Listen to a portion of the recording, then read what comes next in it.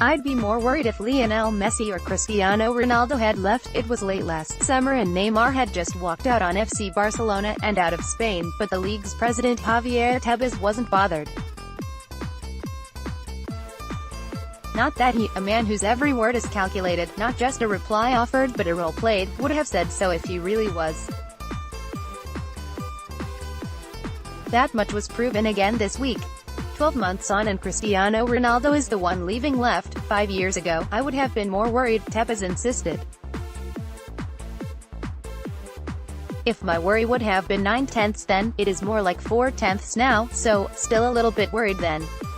And yet there is something in what he says. Quite a lot, in fact. Ronaldo's departure is damaging for the Spanish league, without doubt. And it does feel like something is shifting after a decade of dominance from two players who can justifiably stake a claim not just as the best players of their generation, but of any generation. Now though, it feels like there is change ahead and with it, some uncertainty. It might sound daft in Messi's case, after all, he hasn't gone and last season he was better than ever, way ahead of anyone domestically, but still, there's something in that. A sense that there will be something missing. World Cup 2018 must-reads. Make your daily ESPN FC match predictor picks. World Cup fixtures, results and coverage. France vs Croatia. Tale of the tape. Who has the edge in the World Cup final? Is Mbappe as good as Pelé? Messi at 19. Pogba's secret has been to keep it simple. Project Russia. Has VAR been a success? Kane, Lukaku failed when it truly mattered. Maybe it's just that we got so used to it. Maybe it's the fact that they were always thrown together, sometimes a little artificially. Like they were a pack. Often an incredibly tedious one, but an inevitable one too. Messi and Ronaldo. One apparently couldn't live without the other. Or more to the point, the rest of us looked like we couldn't live with both. If you name one, you have to name the other. Only name one and everyone wants to know why. How dare you? And on it went. Meanwhile, so did they. Winners of 7 of the last 10 European Cups and Europe's top scorers in 8 of the past 9 seasons. Messi and Ronaldo had reached a point where their status was unquestioned even in seasons in which it could legitimately be questioned. Take the Ballon d'Or where, for a decade now, they came out on top and where voting for them became a kind of default setting regardless of what had actually happened. Not least because no one could seriously question their status and nor were they allowed to. So, it was Ronaldo and Messi, Messi and Ronaldo. The battle. And it was in Spain. Whatever else happened, they were Spain's. Tebas says that La Liga has worked hard to build a brand beyond the big players and that the league is more than just the names now. Up to a point, he's right. But these were not just names, they were the names. The last 10 winners of the Ballon d'Or, for goodness sake. And they were theirs. Not anymore. Griezmann and France are one step from the World Cup title and in some ways, a reminder of La Liga's potency. Frank Fife, AFP, Getty Images. Maybe it is not just about Ronaldo's departure. Maybe this was coming anyway.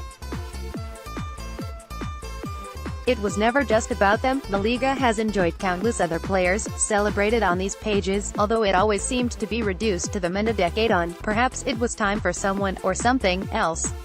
The World Cup, where attention is concentrated like nowhere else, has suggested as much. Russia has shifted the focus elsewhere, even if momentarily. First an apology. Maybe even a confession, a recognition of the hypocrisy in decrying all that and then engaging with it. Look, this is a World Cup. The biggest competition of them all. It should be treated on its own merits. It does not necessarily change beyond recognition what comes next and it does not change what went before. It is far more important than anything else. And there was, for example, something depressing about the front-page headline in Spain on Friday morning that declared that Luka Modric and Antoine Griezmann were going for the Ballon d'Or. No, they're going for the World Cup. You know, the World Cup. The pinnacle of the sport, not some qualification tournament for the Ballon d'Or. It's a World Cup that has been built much more on the collective than the individual, too, and that is, by definition, about countries not clubs. Certainly not about leagues. This is not a contest between the Premier League and La Liga, although predictably it has sometimes been presented like that. Even more predictably, within Spain it has become Barcelona versus Madrid by other means, which makes you want to scream sometimes. This is the Spanish view, at least, and they were knocked out ages ago. Back to the World Cup, Spain in La Liga. And how just as Ronaldo departed, reality biting hard, perhaps hope emerged too. Spain were knocked out in the last 16 by Russia, departing having left very little impression on the competition. Andres Iniesta left for good. The day before, Messi and Ronaldo were knocked out too, eliminated on the same day, inseparable again. At 31 and 33 years old respectively, it felt like it might have been the last chance for both, the beginning of a new era or perhaps an expression of their mortality. And that was troubling, as well as a little sad. Had football tilted away from Spain? What would next look like now? What did the future hold? The players that people talked about were not Spain's. Even Tebas might have been a bit worried, although he wouldn't have said so. It didn't end there, either. Toni Kroos, scorer of that wonderful goal against Sweden, was soon gone too. By the time the semi-finals came around, one headline in Spain sadly declared this the most Premier League World Cup, in style and in stats, too. 40 of the remaining footballers played in England, 44 of the goals had been scored by Premier League players, and the two top scorers were there.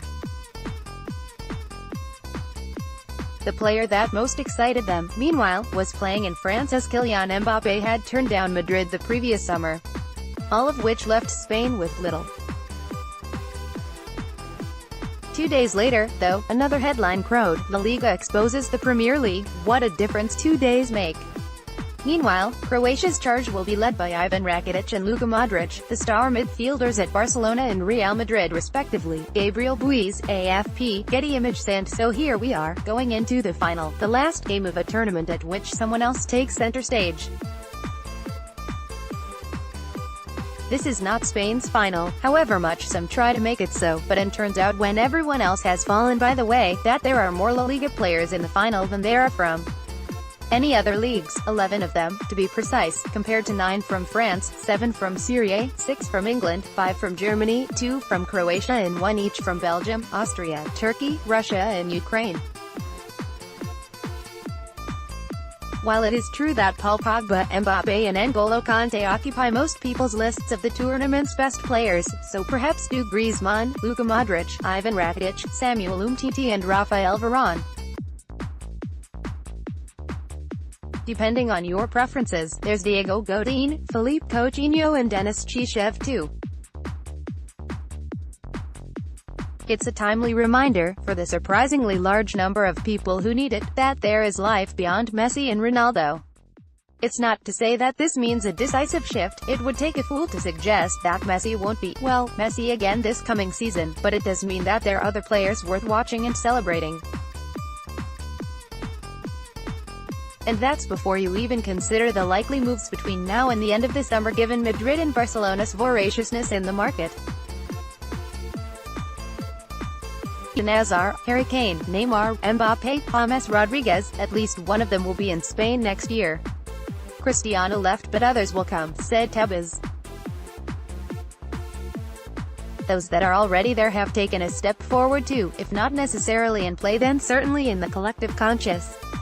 In Griezmann's case, if this is looked at from the perspective of the league, again, sorry about that, there is something extra as well.